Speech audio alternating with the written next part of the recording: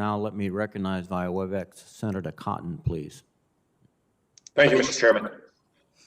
Mr. Pottinger, you and I have discussed a strategic and targeted decoupling of our economy from China. Any talk of decoupling, of course, gives the vapors to a lot of corporate America, since so many multinational companies long ago took their 30 pieces of silver from the Chinese Communist Party. But isn't China engaged in its own kind of decoupling, both trying to reduce its dependence on sole or limited source imports of raw materials from other countries, while also increasing the free world's dependence on China for manufactured and high-tech goods? Senator Cotton, that's exactly what China is doing. And in fact, that strategy that you just described is one that's written and institutionalized in their latest 5-year plan. And I'll give you an example of it in action. If you look at what China's doing to Australia right now, Australia had the temerity to suggest to the World Health Organization that the world try to find out the origins of this virus that has now killed 4 million of our fellow souls and wrought catastrophe on the world economy.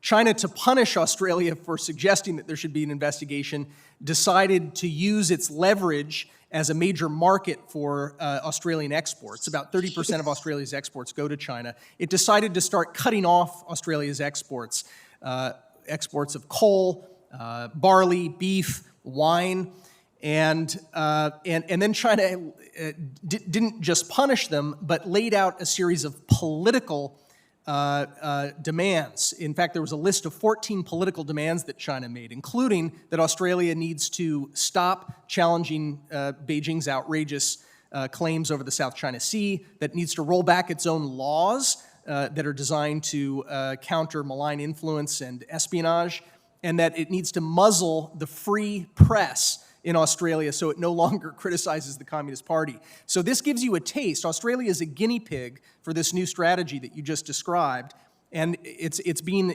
employed against other countries as well. It's one that they plan to employ against the United States if and when they achieve the point where they no longer believe they need access to our capital and our technology, which is primarily stolen, but in some cases willfully handed over by foolish business leaders who have the fantasy that it's somehow going to get them access to the China market.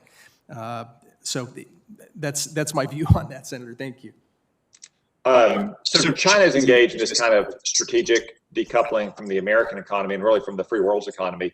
Since that's the case, doesn't it make sense that we should go forward with our own kind of targeted decoupling so we can do it on our own terms?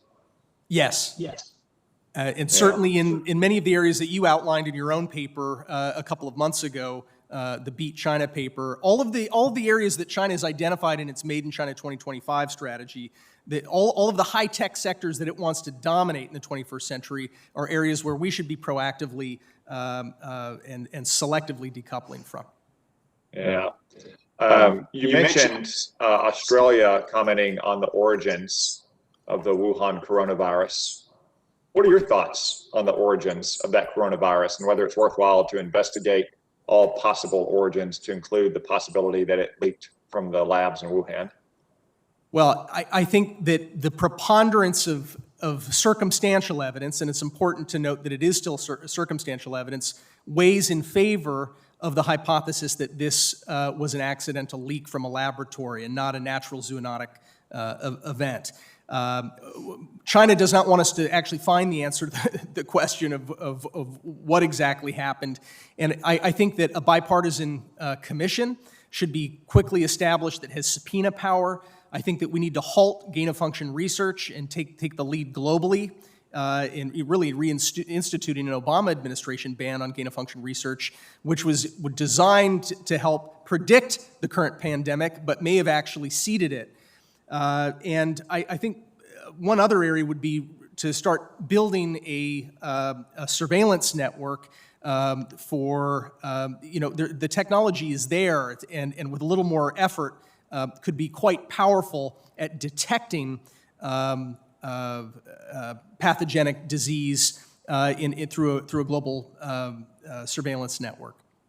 Yeah, I agree with you that all the evidence points towards labs, and I mean all the evidence. There's not a single piece of evidence that points towards that stupid food market the Chinese Communist Party used as a cover story. But I also agree with you that China doesn't want us to discover it, so I'm very skeptical that we'll ever get direct evidence of the origin in the labs. But we can make reasonable inferences based on what we know in common sense, as you have, Mr. Pottinger, that this virus originated in those labs and China needs to face grave consequences for unleashing this plague on the world. Thank you.